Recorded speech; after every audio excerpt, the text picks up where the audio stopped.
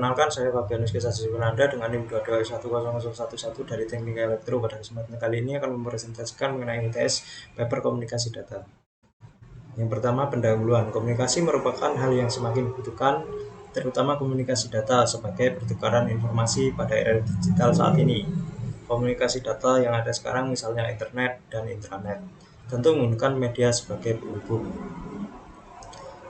Nah, pada tahun 1990-an mulai dipelajari komunikasi data dengan kecepatan rendah menggunakan media jaringan listrik.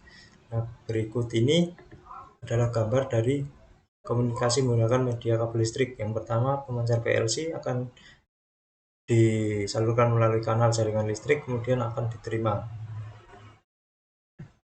Selanjutnya, teori teknologi komunikasi. Teori teknologi komunikasi adalah suatu proses yang dimana suatu sistem tersebut dibentuk, dipelihara, dan diubah dengan tujuan bahwa sinyal-sinyal yang dikirimkan akan diterima dan dilakukan sesuai dengan aturan. Oleh karena itu, perkembangan teknologi khususnya teknologi komunikasi perlu dicari dan dipelajari agar dapat mencari jalan keluarnya yang tepat bagi kehidupan manusia, karena dalam bahasa lain teknologi komunikasi adalah faktor utama dalam perubahan masyarakat.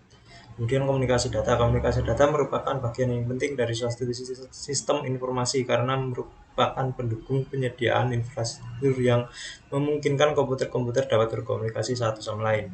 Agar data dapat berkomunikasi dengan baik, berikut ada 5 model komunikasi dalam komunikasi, terdiri sumber, pemancar, sistem transmisi, penerima, dan tujuan. Kemudian kehadiran teknologi jaringan 5G dan bahasan jenis sinyal yang terdapat pada komunikasi data. Dalam telekomunikasi, informasi disampaikan melalui sinyal. Sinyal ada 2 macam, yaitu jenis sinyal digital dan analog. Apa itu sinyal digital? Yaitu sinyal yang diwakili oleh angka 0 dan 1, sedangkan sinyal analog yaitu sinyal yang terus-menerus dengan bervariasi kekuatan dan kualitasnya, misalnya suara, cahaya, suhu yang dapat berubah-ubah kualitasnya.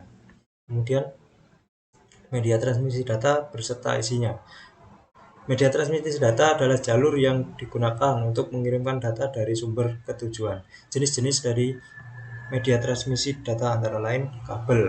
Kabel merupakan media transmisi data yang paling umum digunakan. Jenis kabel meliputi koaksial, kabel fiber optik, dan kabel twisted pair. Selanjutnya radar menggunakan gelombang radio untuk mengirimkan data dan sering digunakan dalam aplikasi seperti navigasi udara dan radar pengawasan. Selanjutnya satelit digunakan sebagai komunikasi jarak jauh dan pengiriman data ke berbagai lokasi di seluruh dunia. Selanjutnya perangkat yang terlibat dalam komunikasi data apa saja? Yang pertama, pemancar digunakan sebagai untuk mengirimkan data dari sumber ke tujuan. Yang kedua, penerima bertugas sebagai menerima data yang dikirim oleh pemancar. Yang ketiga, modulator yang digunakan untuk mengubah sinyal digital menjadi sinyal analog yang memungkinkan transmisi data melalui media yang tidak mendukung sinyal digital secara langsung. Yang keempat, demodulator mengubah sinyal analog kembali ke sinyal digital setelah diterima sehingga data dapat diproses oleh perangkat digital. Yang kelima adalah router mengarahkan paket data antar jaringan yang berbeda. Yang keenam, repeater digunakan untuk memperkuat sinyal yang melemah akibat jarak yang jauh dalam transmisi data. Yang keempat, gangguan-gangguan transmisi data pada komunikasi data. Yang pertama, noise adalah gangguan yang berasal dari sumber eksternal seperti lingkungan dan peralatan lain. Yang kedua, interference terjadi ketika ada sinyal yang lain tidak diinginkan mengganggu sinyal yang sedang ditransmisikan, menyebabkan distorsi.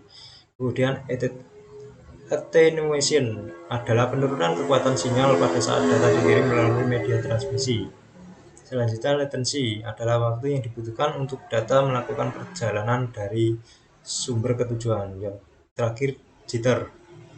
Jitter adalah variasi yang dalam waktu pengiriman paket data yang mengganggu. Aplikasi yang membutuhkan transmisi data yang konsisten seperti streaming video atau suara. Yang kelima, penggunaan komunikasi data pada saat ini.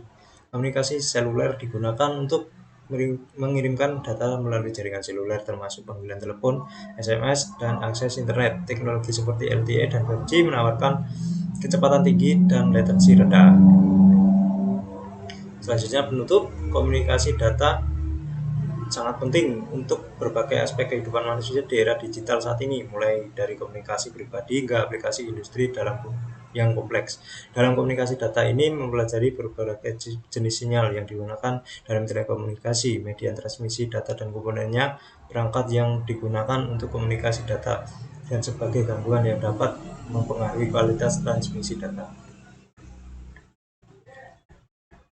Nah, dengan terus mengembangkan teknologi ini dan menerapkan teori-teori dasar yang seperti di atas tadi dalam praktik, kita dapat mengatasi gangguan dalam transmisi data dan memastikan bahwa sistem komunikasi data tetap andal, efisien, dan mampu memenuhi kebutuhan masa depan. Nah, berikut adalah 10 daftar pustaka yang saya gunakan sebagai referensi membuat paper UTS saya. Demikian presentasi dari saya, terima kasih.